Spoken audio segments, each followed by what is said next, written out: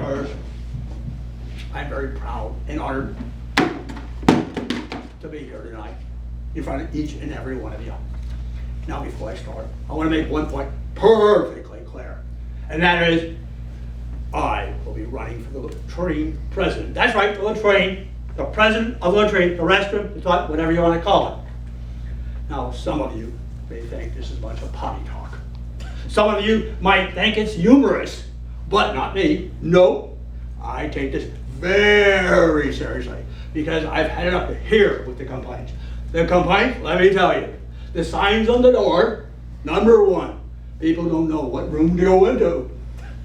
Then you have the pranksters, and I'll get into that. But first, let me start from the beginning. First of all, it was brought to my attention about those room signs. They're unclear. People do not know what room to get into. I had one Toastmaster in the group come up to me earlier this week, and he said to me personally, in his words, he said this: well, every time I try to go to the restroom, because I can't read the sign very clearly, you know, and I end up in the wrong room. It's like a box of chocolates. You never know what you're going to get.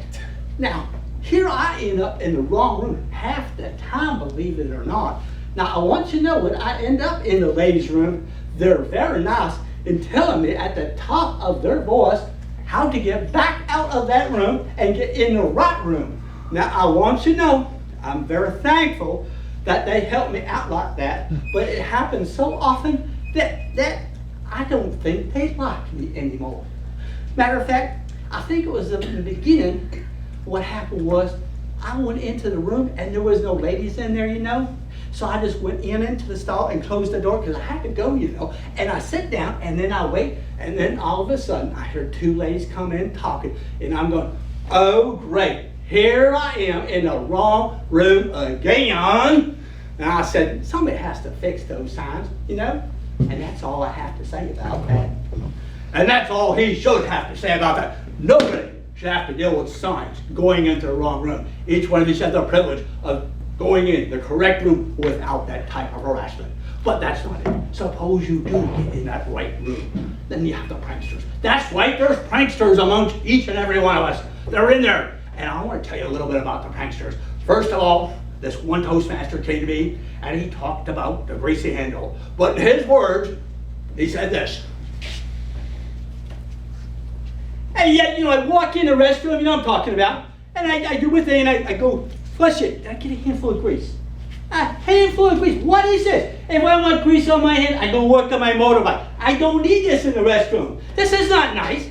No, I gotta go wash my hands. That's not a problem, washing my hands, you know? There's plenty of soap, there's plenty of water. I go over there, I wash my hands. But the problem is when you go to dry your hands, you've been there, you know? You go to the hand dryer, it never works. It never works, you know what I mean? You go to the paper towel, a little piece comes off, or nothing at all. I mean, what's up with this? So you walk out of the restroom like this, drying your hands on your pants. This is no way to run a restroom.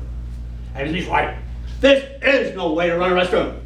I'm going to fix the greasy handle, the hand dryer, not to mention those paper towels. You shouldn't have to put up with this. Nobody should have to do this.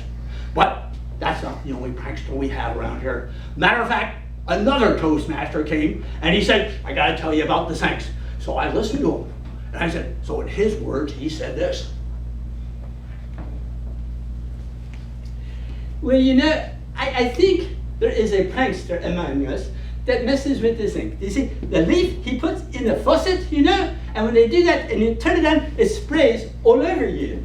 And I think it's a prankster because it happened to me several times, not just once, several times. Now, I do not want to point the finger, but somebody is doing this, you know, and I will say this, that when I turn on the faucet and it goes over, I get all wet, and then I'm sopping wet, I fight it, and I still am more wet, and then I take off my shirt, I go over to the hand dryer, and you know the hand dryer doesn't work that well, we know that.